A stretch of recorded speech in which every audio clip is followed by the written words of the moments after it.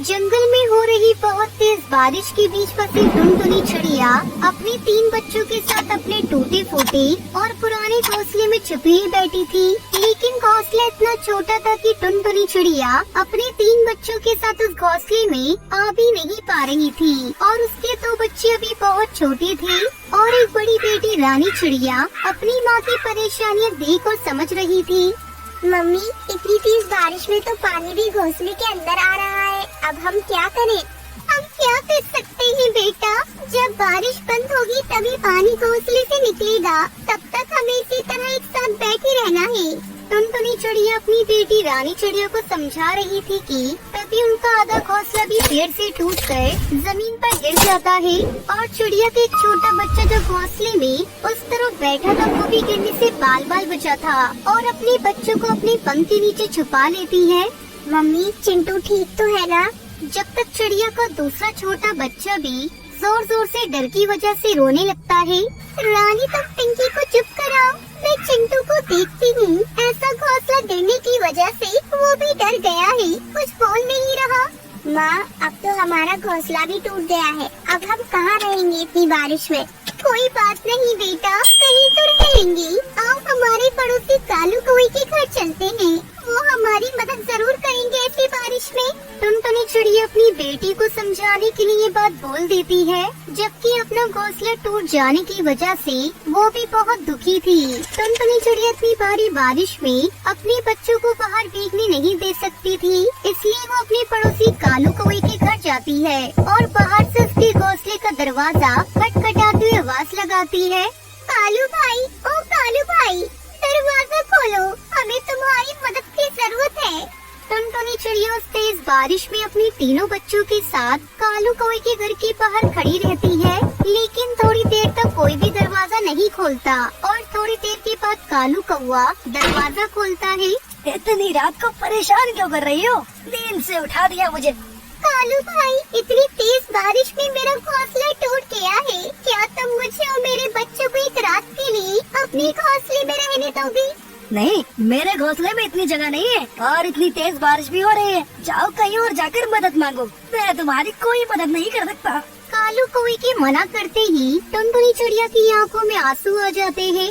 अरे कालू भाई, तुम मेरे पड़ोसी हो, तुम मेरी मदद नहीं करोगे तो कौन करेगा?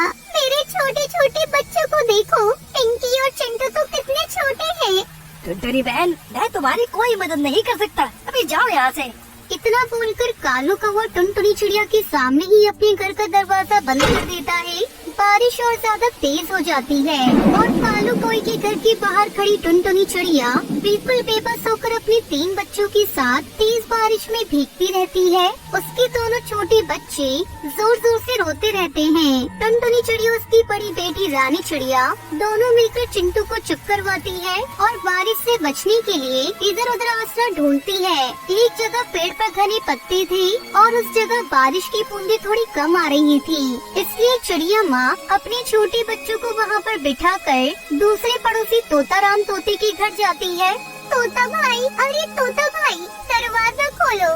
टुनटुनी चिड़िया बहुत देर तक तोताराम तोते का दरवाजा खटखटाती रहती है, लेकिन कोई भी दरवाजा नहीं खोलता और इतनी तेज बारिश वाली रात में कोई भी टुनटुनी की मदद नहीं करता। टुनटुनी चिड़िया वापस अपने बच्चों के पास आकर बैठ जाती है और अपने पंख फैलाकर अपने छोटे बच्चों को बारिश से बचाने की कोशिश करती है, लेकिन कोई फायदा नहीं होता।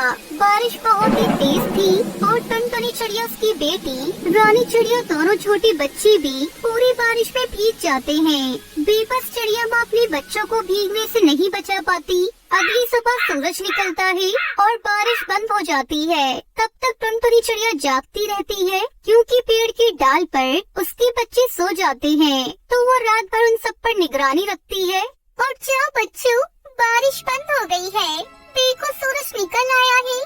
टुनटुनी चिड़िया की आवाज लगाने पर उसके 2 बच्चे उठ जाते हैं, लेकिन तीसरा बच्चा आँख नहीं खोलता। तो पिंकी के साथ बैठी रानी चिड़िया उसे उठाने की कोशिश करती है।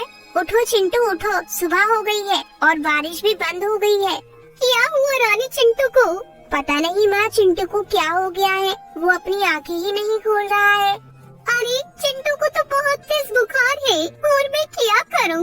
मुझे तो कुछ भी समझ में नहीं आ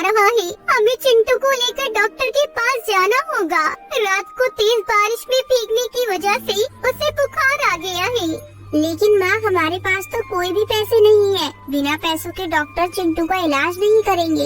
इतना बोलकर टुनटुनी चिड़िया अपने बच्चे को लेकर डॉक्टर कबूतर के पास आती है। तब तक आप लोग कमेंट में बताएं 2+2 कितने होते हैं। मेरे बच्चे को देख लीजिए, उसको होश नहीं आ रहा है, बहुत तेज बुखार है, मेरी मदद करिए डॉक्टर। कबूतर टुनटुनी चिड़िया उसके तीनों बच्चों को ध्यान से देखता है। वो सभी देखने में बहुत ही गरीब और गंदे लग रहे थे। ठीक है, पहले मेरी फीस दे दो, उसके बाद मैं तुम्हारे बच्चों का इलाज शुरू करूँगा। मेरे पास तो कोई पैसे नहीं है, लेकिन मैं उधार लेकर आपकी फीस जमा कर दूंगी। अभी तो आप मेरे बीमार बच्चे का इलाज कर दीजिए। मैंने कोई मुफ्त में दवा देने के लिए अपनी क्लिनिक नहीं खोल रखी है। तुम अपने बच्चे को ले जाओ, अगर पैसे नहीं है तो दोबारा यहाँ पर मत आना। डॉक्टर साहब, आप ऐसा कैसे कह सकते हैं? एक बार मेरे बच्चे को देख लीजिए, उसको बहुत तेज बुखार है। मैंने कहा ना, मैं आपकी फीस और दवाई के पैसे धीरे धीरे करके चुका दूंगी। डॉक्टर कबूतर चिड़िया की बात नहीं सुनता और उसे उसके बच्चों के साथ अपनी क्लिनिक से बाहर निकलवा देता है। और टुनटुनी चिड़िया जब अपने बच्चों के साथ बाहर आती है तब बारिश फिर से शुरू हो जाती है और वो तीनों फिर से बारिश में भीगने लगते हैं। उनका घोंसला भी टूट गया था और एक बच्चे को होश नहीं आ रहा था, उसे बहुत तेज बुखार था। वो दोबारा से भीगने लगता है। तभी वहाँ डॉक्टर बुलबुल नजर आती है और वो टुनटुनी चिड़िया की मदद करती है। लेकिन चिड़िया का बच्चा तब तक मर जाता है तो टुनटुनी चिड़िया बहुत रोती है।